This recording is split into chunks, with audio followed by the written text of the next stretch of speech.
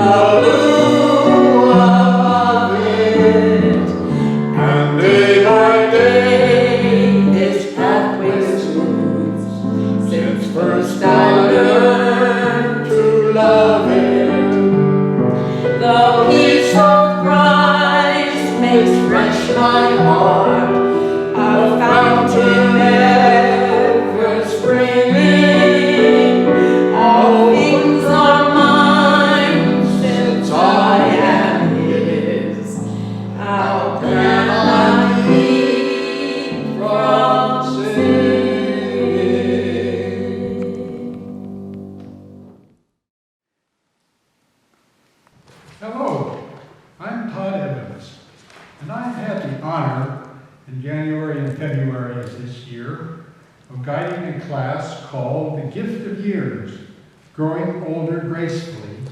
And that will be the topic of this sermon today. I will be talking about some of the people and topics that we discussed, and Helen Rowntree is also going to share with you some of one of the chapters in the book, just so you understand where we're coming from and one of the particular issues for elders. So the scripture for this day is taken from Luke 12. A man in the crowd said to him, "Master, tell my brother to divide the family property with me." Jesus replied, "My good man, who set me over you to judge and arbitrate?" Then he said to the people, "Beware, be on your guard against greed of every kind. For even when a man has more than enough, his wealth does not give him life." And he told them this parable. There was a rich man whose land yielded heavy crops. He debated with himself, "What am I to do? I have not the space to store my produce." "This is what I will do," said he. "I will pull down my storehouses and build them bigger. I will collect in them all my corn and other goods, and then say to myself, 'Man, you have plenty of good things laid by, enough for many years. Take life easy, eat, drink, and enjoy yourself.' But God said to him, 'You fool, This very night you must surrender your life. You have made your money. Who will get it now? That is how it is with the man who amasses wealth for himself and remains a pauper in the sight of God. And God add his blessings to the reading of this scripture. In some ways, this Bible story is a cautionary tale about growing older. It's about a shift of values and perspective, especially appropriate for those of us becoming elders. Do we need bigger barns? Most of us living in America know something about having enough. When 16 of us sat together in late January over 8 weeks to reflect on our own approaches to aging, possessions was only one of the topics which we discussed. Following the book, The Gift of Years by Joan Chittister, we considered what adjustments are necessary as we grow older. The age range of participants was 69 to 92, 12 women and 5 men. Here are some of the impediments we felt had to be overcome as we grew to be elders. Looking past the inevitable physical limitations, diminishment of hearing and sight, aches and pains, surgeries to hips and knees, and not to be minimized, loss of friends and family, we look for the positives. The first chapter of our book study about regrets read, "Do not brood over mistakes and failures, as this will only fill your mind with grief, regret, and depression." The key phrase here is "do not brood over." What would it be like to send all our regrets down the river? To live our regrets over and over again nails us to negative expectations. Jane Hutchinson, one of the participants, mentioned in last week's Zoom the importance of letting go. If we have been a doer all our lives, whether in business, volunteering, making a home, how do we turn a corner and look at other options? If there are stereotypes and prejudices which we have carried for years, being an elder is an opportunity to let these go and broaden our horizons. What to let go? The big house? The big car? My mother kept every beautiful dress she ever wore from her wedding to her death at age 90. Of course, many of our possessions have sentimental value. Our pictures, favorite books, gifts from the family. Many of us ministers grapple with the question, do we throw away our old sermons, dated as they might be? How do we wean ourselves of possessions once dear, which no longer serve? There are many books about decluttering our lives, the most familiar, the bestseller, Tidying Up. The focus is on simplicity and the freedom we can feel when we unburden ourselves. Another topic we discussed, fear. Fear is a companion of most of us as we age. Will I become irrelevant? Is my destiny a senior living facility? Half of those in our class live alone, and that is a challenge in itself, either to be appreciated or to experience abandonment and loneliness. Dottie Abbott led us into a very provocative elder discussion about relationships. Here are some quotes from her summary. Relationships are the alchemy of life. Our relationships determine the quality of life as we have known it. They are a sign of the presence of God. What do we do when relationships we have forged begin to disappear? When friends die, an experience which accelerates with age, well, the temptation to disengage is strong. We need to learn again how to invite people into our lives. I have experienced that challenge with the death of my best friend and co-adventurer at the ready, Rudy Dorman, who many of you know. How do I move on? my favorite topic of our elder discussion became how, in later life, can we have an increased appreciation of the mystery of life. Mystery is the notion that something wonderful can happen at any time if we only allow space for it. That is a quote from Joan Chittister. Mystery can come alive in old age.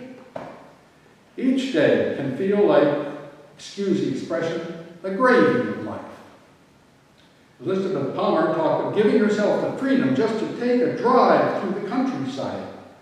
Dan talked about giving himself the freedom to change the script each day and decide who might need his support. A phone call, a visit, or connection. Cosette gave a beautiful example of how, in her later years, she brought music into her life by joining Vox Populi. As elders, we can be free with our time. That is the big advantage.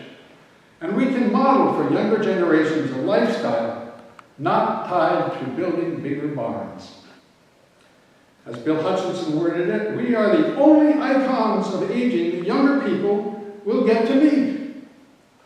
That thought, those words, breathe a strong sense of purpose to a life we can live right up to our last days. And this leads me to introduce the grand elder of the participants in this course, Helen Rowntree. Most of us took a chapter from the book, Gift of Years, and summarized it for others. Helen took the chapter, Tale Telling. Hello, everybody. I really enjoyed that program that Todd put together for everyone that was getting up in years. And as the oldest person in the room, I got selected to come here today and tell you about the chapter that I selected to do. And it was called, the book is called The Gift of Years, and the chapter was Tale Telling.